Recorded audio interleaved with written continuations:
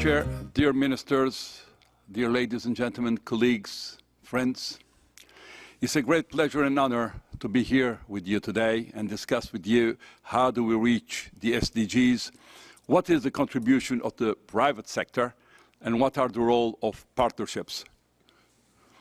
I am wearing two hats today as President of the International Organization of Employers, the largest network of the private sector in the world, as well as Chairman and Chief Executive Officer of Santa Pharma, a pharmaceutical company which has its headquarters in Istanbul, Turkey. It is an old wisdom that the private sector plays a central role in sustainable development and human prosperity.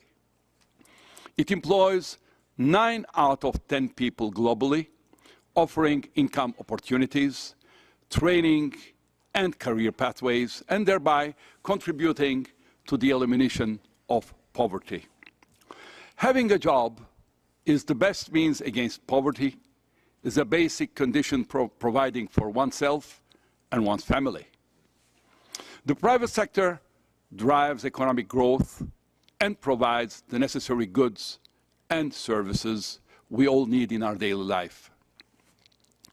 It also applies creativity and innovation to help solve global sustainable development challenges. My own pharmaceutical company, for instance, actively contributes through very affordable and safe medicine to the right for health, a right which is reflected in SDG 3, which aims to achieve access to essential medicines and vaccines.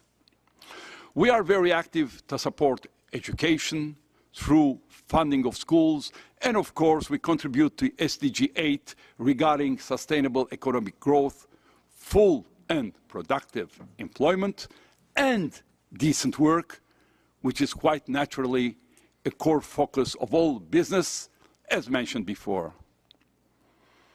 Partnerships are key for reaching the SDGs. Neither companies nor governments or civil society can afford to work in silos anymore. Indeed, the huge improvement from the MDGs to SDGs was that the role of the private sector for sustainable development and the need for partnerships were recognized in SDG 17. The UN Secretary General's report on the UN reform also reaffirms the need for the United Nations development system to step up the scale of its partnerships to support the implementation of the 2030 Agenda. Partnerships can have thereby very different faces, formats, and characteristics. There is no one-size-fits-all approach to partnerships, and the conditionalities apply to them. There can't be only one gateway to PPP between the private sector and UN agencies. If we want to fully harness the potential of public-private partnerships to implement the 2030 Agenda at UN level, as well as at any other level, the engagement needs to be open, dynamic, and flexible. Although partnerships between the public and private sectors at the UN and at national levels has been an important part of the engagement of the private sector in the SDGs so far, there is room for improvement in terms of quantity as well as quality. Some challenges are linked to insufficient awareness in both the private and the public sector about the possibilities of collaborations on the SDGs. The IOE USA Member Federation, the US Council for International Business, USCIB, has launched a website, Business for 2030, to address this issue. Other initiatives, such as the Global Compact or the World Business Council for Sustainable Development, are also very active in this regard. However, we must think about how to accelerate speed here and bring the engagement for the next level. The aim should be also to go beyond the usual suspects and better address companies which have not been so much involved yet. There needs homework to be done also by the public sector. The report of the Joint Inspection Unit points out that the procedures at UN level are often too long and bureaucratic. It takes ages with huge bureaucratic requirements before a PPP is approved. Companies won't do it, but rather do it alone with peers or other initiatives. The public sector needs to be more agile and entrepreneurial to develop better and more appealing approaches to deal with the private sector. There is also often a perception issue. Too often, the role of the private sector is reduced to that of a milk cow to fund certain projects. However, the private sector has so much to offer. As said before, expertise, networks on the ground, and most importantly, he often can directly implement certain projects or ideas. Thus, it is necessary to look more comprehensively on the contribution the private sector has to offer with regard to the SDGs and how public and private sector can leverage their respective strength. We need to become much more strategic in these partnerships. Each player brings his own competitive advantages into a partnership to create the biggest possible impact. Networks are important to learning and exchanging knowledge, and as well as building partnerships.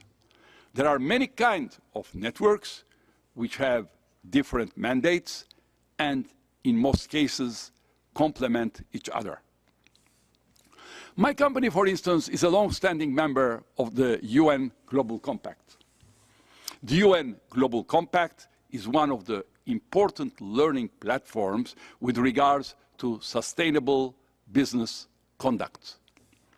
It is also an important multi-stakeholder network at national level as well as international level for sharing experiences. At the same time, my company is a member of the Turkish Confederation of Employers, TİSK. The Confederation has a different mandate than the UN Global Compact. TİSK is the representative voice of Turkish business vis-à-vis national and international organizations and governmental and intergovernmental processes and institutions, being it, for instance, UN agencies and the G20.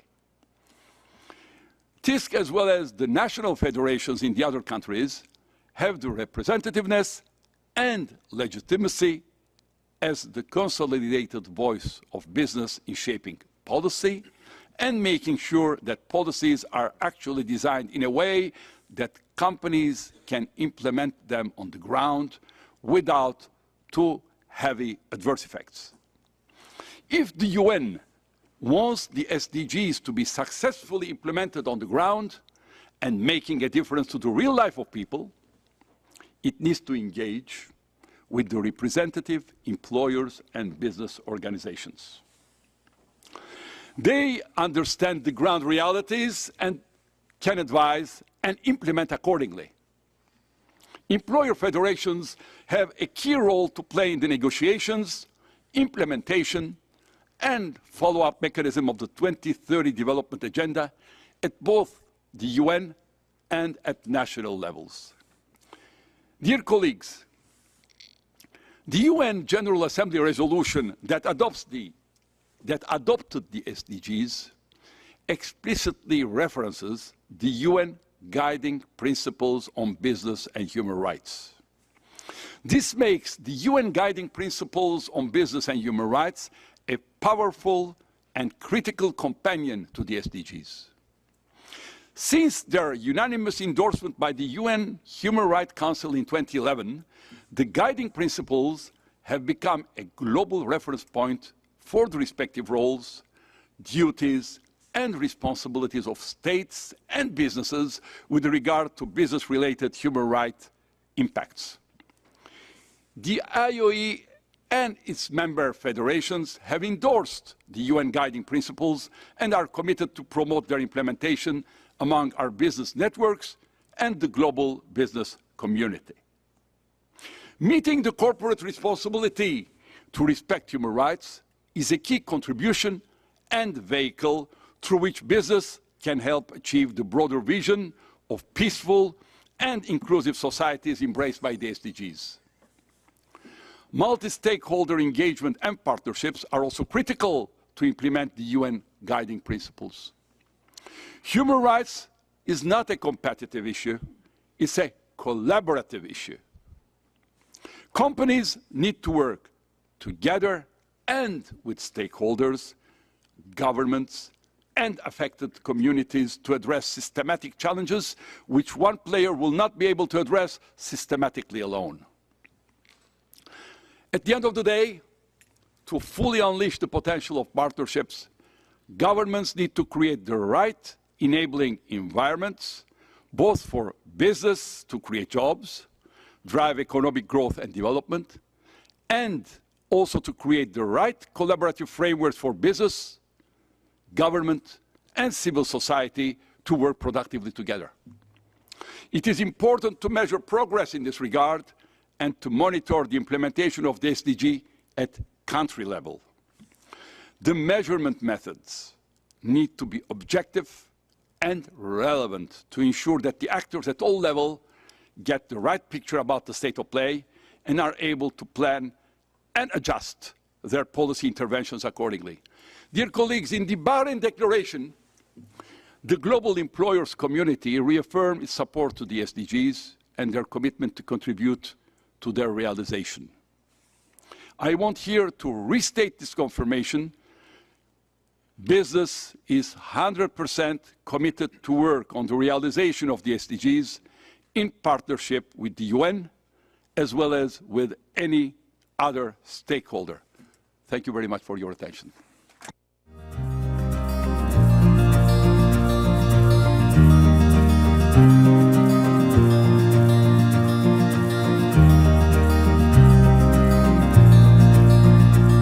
So please remember, if we all help and do a little bit, it will make a big difference.